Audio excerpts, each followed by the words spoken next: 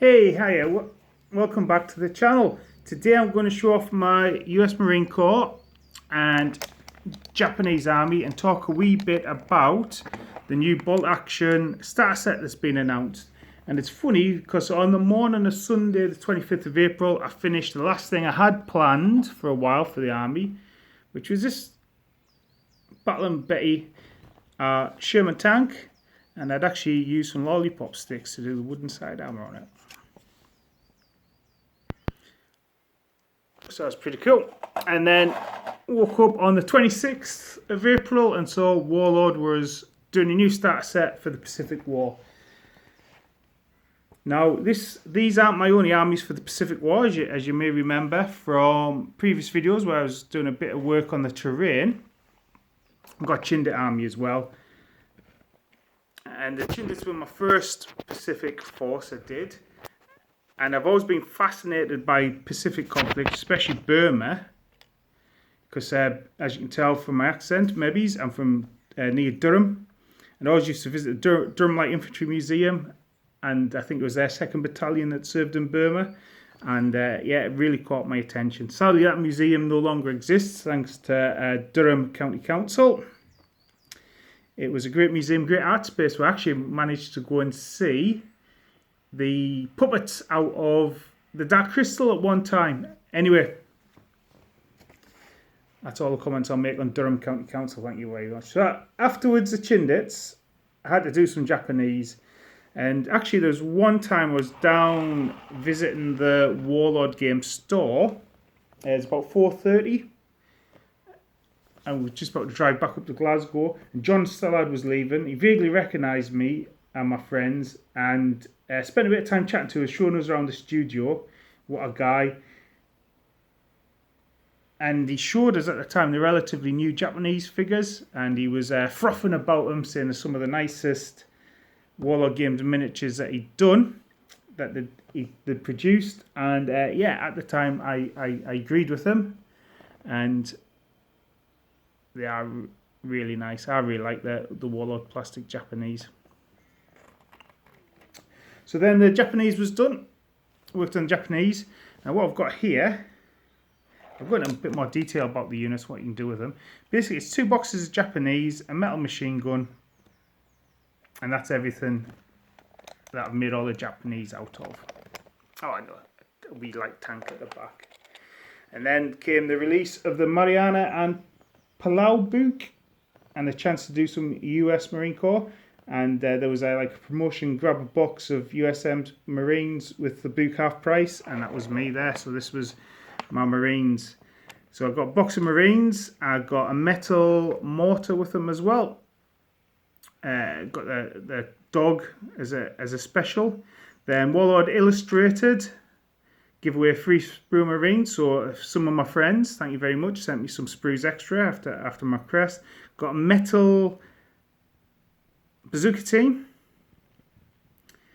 metal machine gun team. I actually got the Merrill Marauder box set, and these fellas here, with a head swap some of the heads out for more marine covered heads with the sort of camouflaged covers I've got for it, to give me some kind of slightly different looking Marines for some Marauders. The Sherman was given to me by a tank painted for the European theatre, and like I say, I added the wooden side panels to it.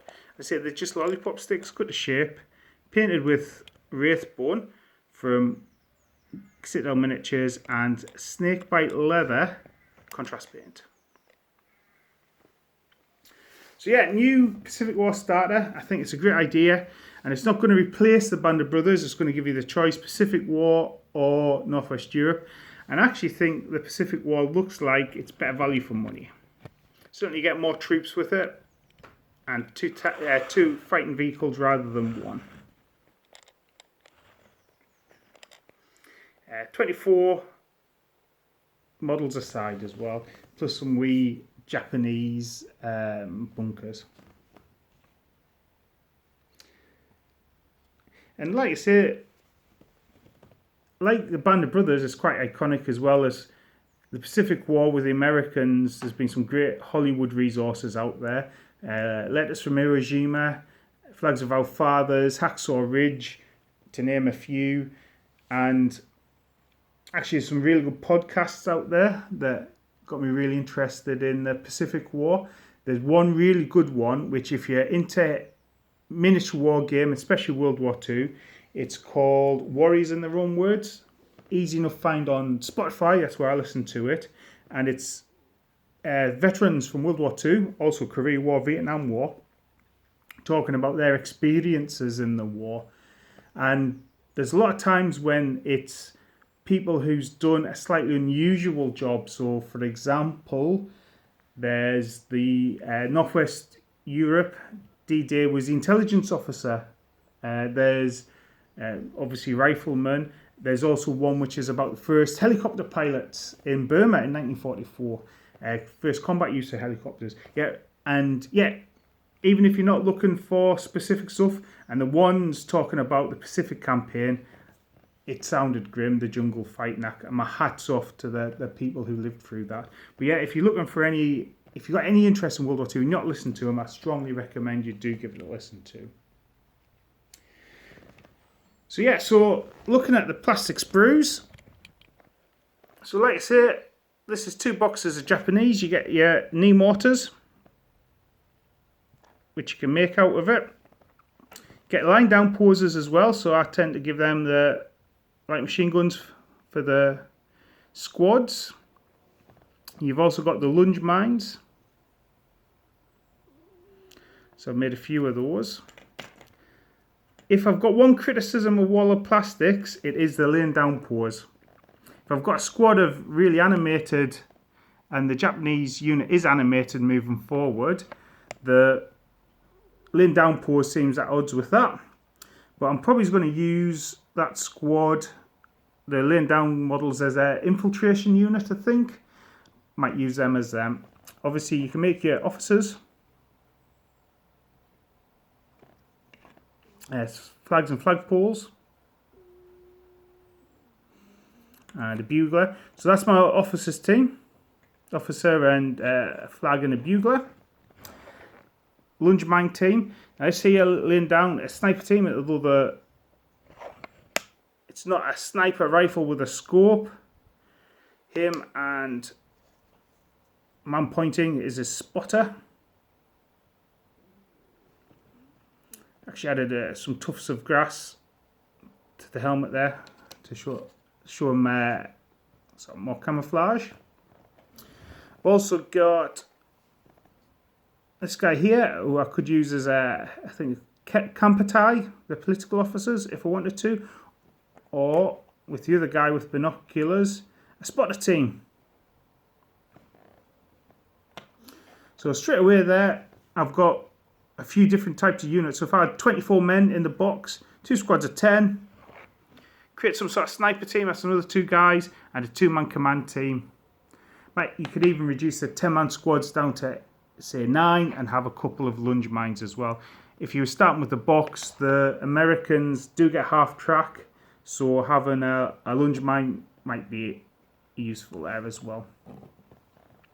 So that's the Japanese. Actually, I really enjoy doing the wee tank. Sometimes with tank camouflage and stuff, I was reticent to do it for years, and then I started doing it with some German tanks, and it's actually the effects you get pretty good. And actually in the field, tank crews were given sort of half an hour with the battalion spray gun, if that, sometimes with just buckets of paint, and told to get on with it. So the Americans, let's see what you can do with the American box. So there is a bit of metal in here. So like I say, there's a metal mortar team, metal machine gun team there. Again, the line down posers generally give the bars to.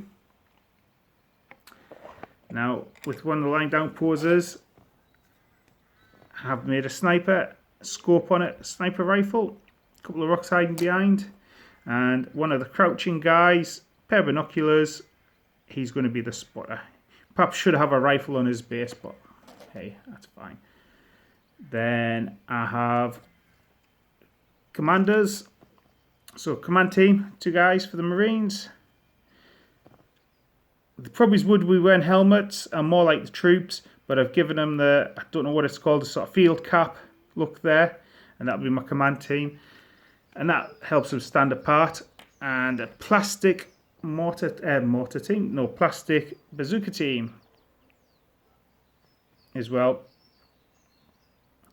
Can't remember, it's been a while since I built these, but I believe you get a weapon sprue with the Marines, and the bazooka comes on the weapon sprue, and I have a suspicion the sniper rifle does as well. Then there's a metal bazooka team as well. See, I've not really built this to fit any specific rules. I've built it kind of up as I've gone. And actually some different rules allow you to have different squad compositions. So if I remember correctly, a Marine rifle squad would actually have 3 fire teams, each one with a bar. And I think they were 4 men each, and then you'd have a squad leader as well on top of that. So your squads would actually be 13 men. But obviously the breakdown and the fire teams would be supporting each other on the battlefield. Got a couple of metal troops. Can't quite remember which set these came with, but use them as spotters. We painted a wee island on the map. Now this guy here I've done as a medic. So what medics did when they were fighting the Japanese was take the medic iconography off their uniforms to stop them being targets. But I've given him a water bottle there, pack on his back, and there's a sort of a pouch there for medical supplies. So that's the basic troops I made out of the miniatures. And actually the models themselves, loads of different weapons, ammo bandoliers, shotguns, machine guns. Really fun to paint up. And these are the Merrill's Marauders. And the Merrill's Marauders was actually an infantry unit in Burma, but I've wanted something to be slightly different, sort of more like US Raiders. Now, instead of using all the heads, I've replaced them with some of the plastic heads from the Marines, the spares. Actually do have some spare Marine bodies. I'm going to use them kind of wading across water. So now if you look, I've used a slightly off green and tan. So rather than use a standard sort of US olive drab colour, I went for this because hopefully we'll be able to show you the picture. I'll hold it up. I really like the look of this colour scheme for Marines, and as you can see, this is actually from the Marianas and Palau book, but it's also from Offspray. So quite like the tan, sort of tan and brown helmet covers and that kind of green. And I'd used Sons of Horus green and the highlight colour from Games Workshop, and I hadn't had, because I really like the colour, but I hadn't much to use it on, so that was those. And again, I'll come back and just finish off with the Japanese there, because I don't think I showed the infantry off. So yeah, lots of kind of moving forward, running poses.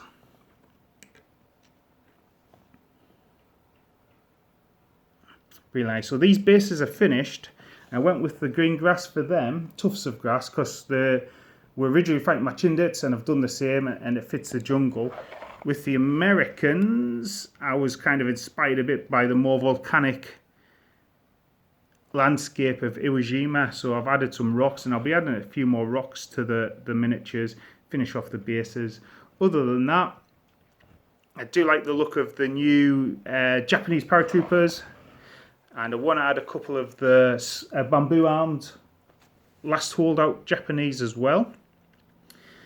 And because I like to just build up and paint models alike. There's another squad, I think they're the Jungle Japanese box set, the metals. So those are things I'd quite like to add to the Japanese when I get round to it.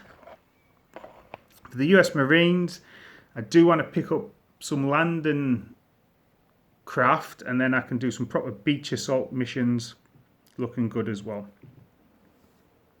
And I think Warlord do them Sarissa, and you get some sort of resin machine gunners to go on the back.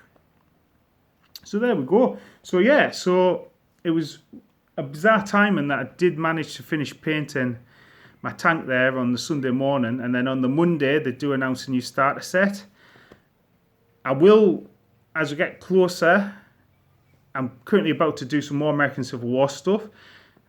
I do have some terrain to finish off, so I'll do a video looking at how to make quick and easy jungle terrain. And yeah, that's pretty happy with these guys, and I'll show off my Chindits another time as well. So I hope you're having a great time wargaming at the moment. Let us know your thoughts if you've done any US Marines, Japanese thoughts on the starter set. I know a few people were like, oh, tanks, but actually if you read a lot of books, most of the islands did have some tanks deployed on the island. And I think like Letters from Iwo Jima famously has the Japanese Baron, who was the Olympic, was he a horseman, in command of the tanks as well. So small tanks, and a tank assault would actually allow the Japanese to take the offensive against the Marines and throw in some interesting different scenarios there as well. But anyway, that's everything I have for today. I look forward to chatting to you, and I'll catch you later. Okay, goodbye.